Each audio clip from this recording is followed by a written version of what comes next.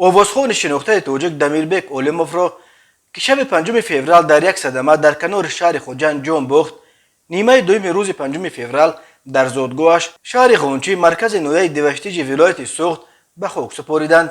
در مراسم ودا و نماز جنازه دمیربک اولیموف در مسجد جامع مرکزی به نام ابوبکر صدیق در غونچی صدها نفر از مخلصان این هنرمند گرد هم آمدند.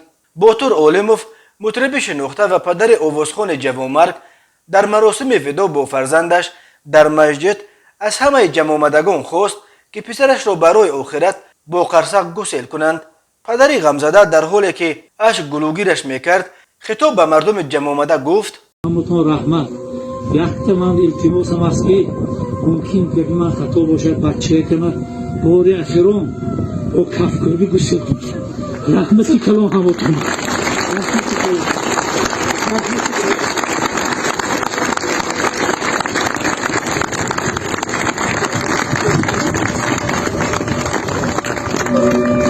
بعد این التماس پدر غمزده دمیربک موج کفکوبی میدان را فرا گرفت. به این ترتیب مراسم ودا با آوازخوان آخرین بنفیس او شد و موج کفکوبی و در بغل دمیربک راسپور آخرین سفر خود سفر آخرتش شد. خداوند سفرش را به خطر گرداند. دمیربک اولیموف شب 5 فوریه در یک صدمه در گردش باغ ملی در موضع سرتوقی در حدود نویه باباجان غفوروف جان باخت. در این صدمه دو نوازنده گروه دمیربک اولیموف جراحت برداشتند. بنا به خبرها ماشین دمیربک اولیموف در راه بازگشت به خوجند از یک هنرنمایی در نویه باباجان غفوروف دچار صدمه شد. آوازخوان روانشاد امگی 32 سال داشت. از او 3 فرزند، 2 پسر و 1 دختر یتیم ماند.